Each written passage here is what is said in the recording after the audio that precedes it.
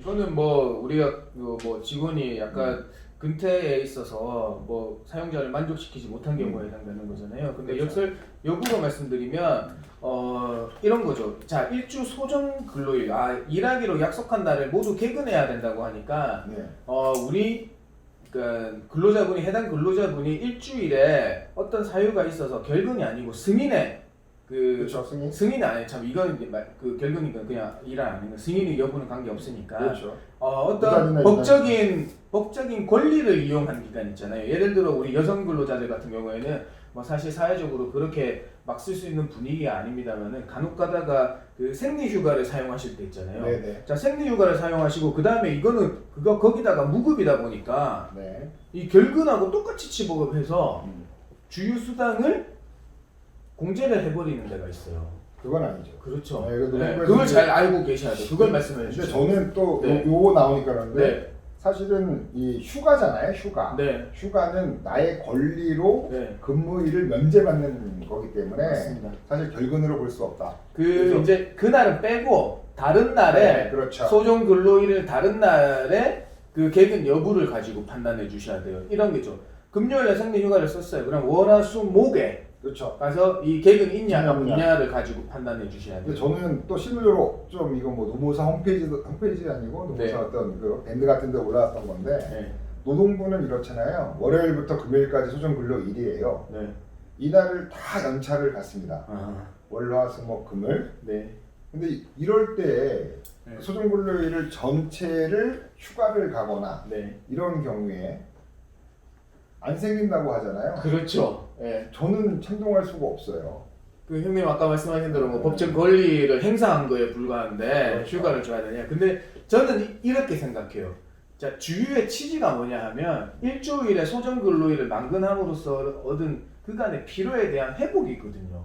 근데 아무리 본인의 권리를 사용해서 연차 휴가를 다 갔다고 하지만은 네. 뭐 극단적인 경우에서 뭐 다 간 경우인데 그때는 사실 주유 수당을 줘야 한다는 데는 네. 저는 좀 반대의 입장이에요. 여기에 있는 네. 에서는 그렇게 보죠. 아니요. 그 노동부에서 그렇게 보면 저도 이해를 하는 게 뭐냐면 주유에 뭐든지 저는 고민이 되면 네. 그 법조항의 취지가 뭘까 과연 취지를 해석해내는 법원의 취지를 보면 일주일 동안에는 근로를 많이 하니까 휴식이 필요하다. 그래서 일주일에 1일을 유급을 주도록 돼 있는데 네. 근로가 없었어요. 네. 휴가를 물론 갔죠. 근로가 대전제가 없어졌는데 이게 결근하고 그게 다르게 없어지면 주는 거에 대해서 근데 저는 이제 반대로 보면 네. 이 주유를 주지 않는 네. 조건은 네. 시행령에 보면 개근이에요. 개근. 그렇죠. 근데 휴가를 쓴 게 네. 개근이 아니라고 볼 수 있는 근거가 있냐는 거죠. 이게 뭐 닭이냐 닭이 아니, 아니 이런 얘기인 거예요? 그러니까 휴식에 대한 네. 측면은 분명히 보는데 네. 결근이잖아요. 개근의 반대는 결근인데 네. 노동자가 이 부분에 대해서 휴가를 쓴 것을 결근으로 볼 수 있느냐? 저는 그렇지 않다고 봐요. 저는 특히나- 결근의 개념으로 접근하는 건 아니고요. 아니야 여기 있지만 우리 네. 수업도 있지만 여기 보시면 시행령일 거예요. 제 기억에는 54조가 54조. 54조는 휴게고 55조일 겁니다. 55조. 네. 휴일이고 여기에는 또 우리 한국 공인노무사의 법전은 시행령이 잘 나와 있어요. 네. 같이 시행령에 보시면 근데 갑자기 뭐 공인노무사에 뭐 그거 자랑해 주시려고요?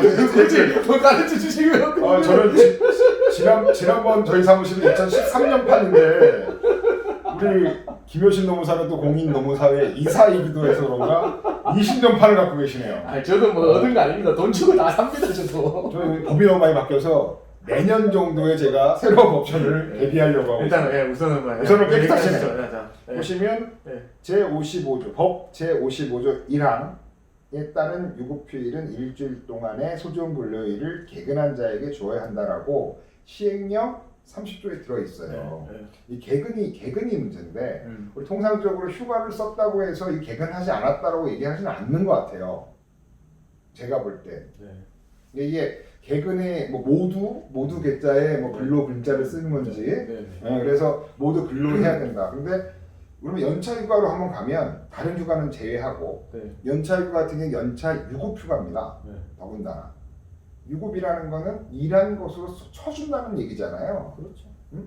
그런데 이것까지 하는 거는 가혹하다. 그리고 실무적으로 아 잠깐만요. 근데 그거는 잠깐만 예. 제가 좀 더 얘기하면 예. 실무적으로 우리가 급여 계산을 할 때 저는 저희 거래처에서 월요일부터 금요일까지 연차 휴가를 썼을 때는 저는 유급 휴가를 줍니다. 유급 휴일을 주일을.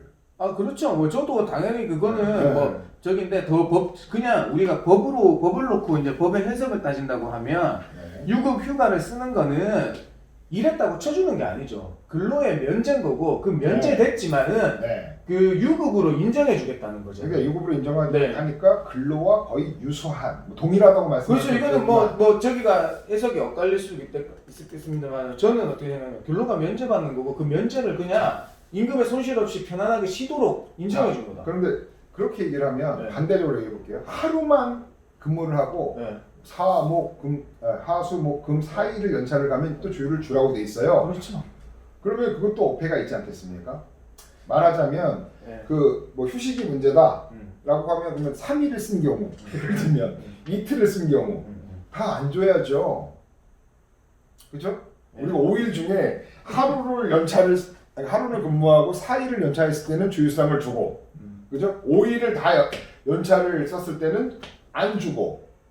요거는 좀 어떤 개념인지를 저는 뭐 조금 뭐 이게 법적인 논리에서 아까 그렇게 네. 얘기할 수 있겠지만 아까 뭐 모두 개짠지 네. 뭐 근로를 전제로 해야 되니까 다 쉬었을 때 안 준다라고 쉽게 판단할 수 있을 문제지만 사실은 이 개근의 반대만은 저는 결근이라고 보이기 때문에 그 휴가나 이런 부분들 근데 사실 무급 휴가 같은 경우 있죠. 병가나 그렇죠. 휴직이나 요건 좀 다른 개념 같아요. 그거는 법정휴가가 아니고 약정휴가 말씀하시는 거예요. 그러니까 그거 같은 경우에는 주휴를 발생 안 한다고 네. 다 무급인데 그렇죠. 법정휴가. 요거의 경우에도 주휴가 생각나 이거는 좀 논리적으로 안 맞을 것 같은데 연차 유급 휴가에 대해서는 좀 문제인 것 같아요. 그러니까 며칠 하루라도 근무를 하고 그럼 예를 들면 반대적으로 이 사람이 반차가 있는 반일 휴가 네. 반차가 있는 회사예요. 그럼 월요일 날 반만 근무하고 4.5일을 휴가를 냈어요. 네?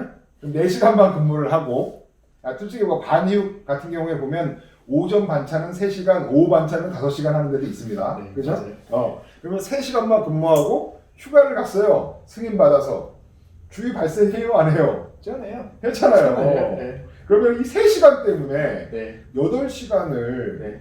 근로자는 손해를 볼 수 있겠죠, 노동자는.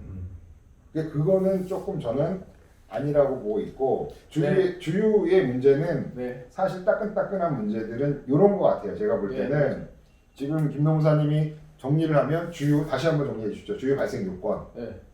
일하기로 약속한 시간이 일주일에 15시간 이상이어야 된다. 그렇죠. 두 번째, 일주 동안 일하기로 한 날, 뭐 월수금이나 뭐 월화수목금이나 그 약속한 날 모두를 개근해야 된다. 만근해야 된다는 거고요. 그다음에 세 번째, 다음 주에도 일할 게 예정돼 있어야 된다. 그래도 실무적으로